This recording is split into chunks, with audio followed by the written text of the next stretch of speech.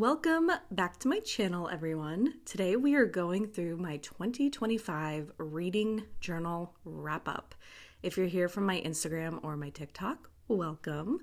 So at the beginning of my journal, I have kind of an overall wrap-up of how things have been, including, all the hopefuls I wanted to read, my book of the year, my genre tracker, which you can see is all romance, my NetGalley wrap-ups, the BIPOC and indie books I wanted to read in 2025 / just keeping track of all of them, making sure I've reviewed all my books, my gifted books, which I definitely need to stay more on top of in 2026. Also a little different this year than last year. Last year I would do my review pages and then have these wrap-ups at the end.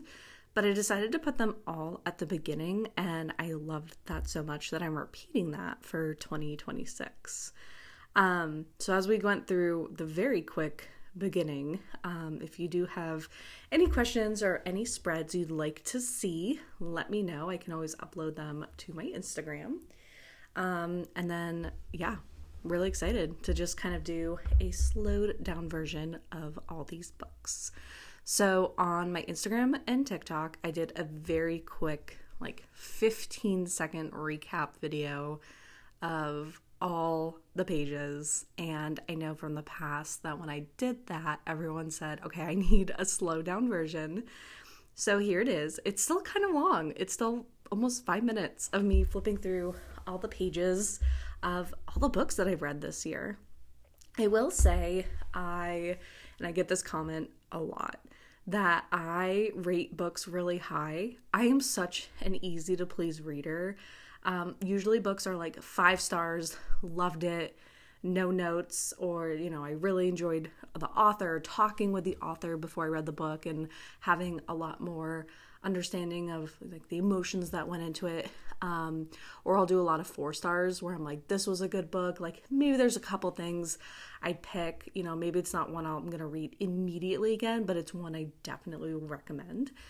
And then 3.5 stars are, I really liked it, but maybe didn't like some parts of it, but overall really enjoyed the book and would recommend it. I will say if it is a book that I make a journal for, it's 3.5 stars and above, and this is a book I would recommend others to read, or I'd be able to give you the synopsis to be like, this is what the book is about.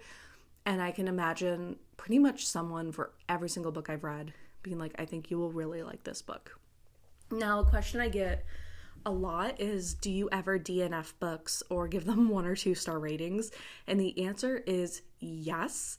You just will not see them in my journals. If I read a book and I did not like it, it's not getting a journal page. There's one book that I will not name, and I was so excited to read it this year.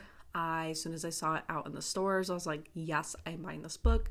I read it in a day, and as I was reading it, I kept thinking, it's gonna get better. It's gonna get better. It just didn't. So that book, I don't even have it on my Goodreads or my Storygraph.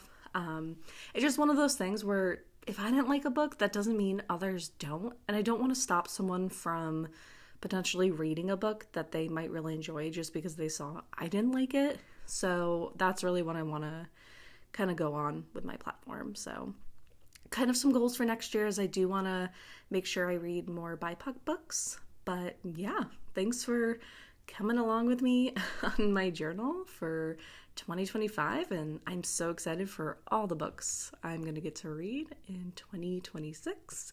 Be sure to subscribe, like this video, and I look forward to seeing you all in the new year.